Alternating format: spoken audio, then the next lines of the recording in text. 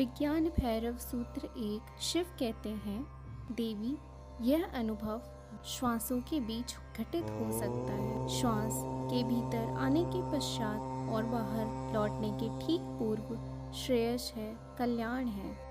आरंभ की 9 विधियां श्वास क्रिया से संबंध रखती है, इसलिए पहले हम श्वास क्रिया के संबंध में थोड़ा समझ लें और विधियों में प्रवेश करेंगे। हम जन्म से मृत्यु के क्षण तक निरंतर श्वास लेते रहते हैं। इन 2 बिंदुओं के बीच सब कुछ बदल जाता है, सब चीज़ बदल जाती है, कुछ भी बदले बिना नहीं रहता। लेकिन जन्म और मृत्यु के बीच श्वास क्रिया अचल रहती है। बच्चा जवान होगा, जवान बूढ़ा होगा, वो बीमार होगा, उसका शरीर रुग्ण होगा और कुरूप होगा, सब कुछ बदल जाएगा।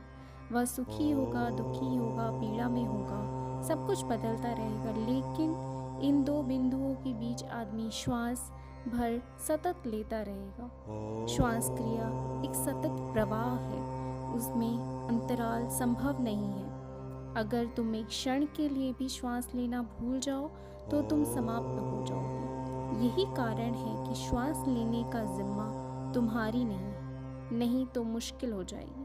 कोई भूल जाए श्वास लेना तो फिर कुछ भी नहीं किया जा सकता। इसलिए यथार्थ में तुम श्वास नहीं लेते हो, क्योंकि उससे तुम्हारी ज़रूरत नहीं है। तुम गहरी नींद में हो और श्वास चलती रहती है, तुम गहरी मूर्छा में हो और श्वास चलती रहती है। श्वासन तुम्हारे व्यक्तित्व का एक अचल तत्व है। दूसरी बात, यह जीवन के अत्यंत आवश्यक और आधारभूत है। इसलिए जीवन और श्वास पर्यायवाची होते हैं, इसलिए भारत में उसे प्राण कहते हैं। श्वास और जीवन को हमने एक शब्द दिया। प्राण का अर्थ है जीवन शक्ति।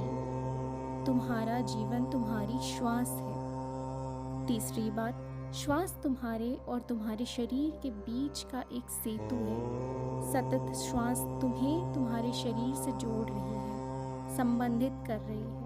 और श्वास ने सिर्फ तुम्हारे और तुम्हारे शरीर के बीच सेतु है, वह तुम्हारे और विश्व के बीच में भी सेतु है। तुम्हारा शरीर विश्व का अंग है।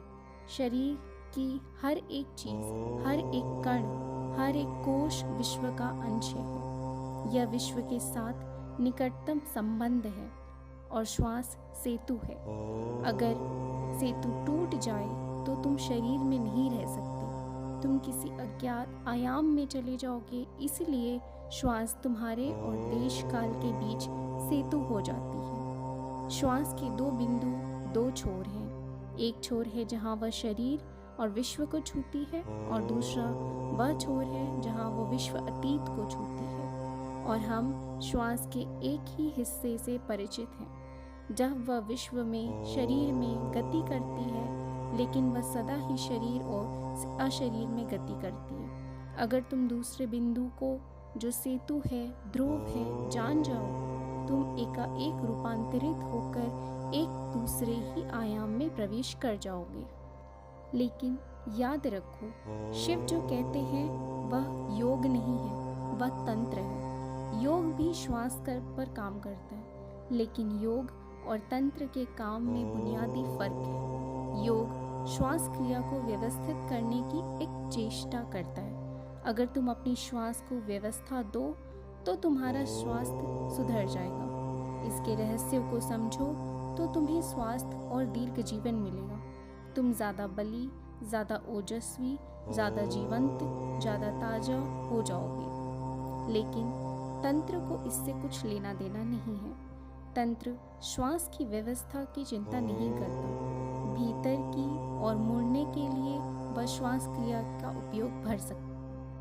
तंत्र में साधक को किसी विशेष ढंग की श्वास का अभ्यास नहीं करना चाहिए, कोई विशेष प्राणायाम नहीं साधना चाहिए, प्राण को लयबद्ध नहीं बनाना है, बस उसे कुछ विशेष बिंदुओं के प्रति बोधपूर्ण होना है। श्वास प्रश्वास के कुछ बिंदु हैं जिन्हें हम नहीं जानते।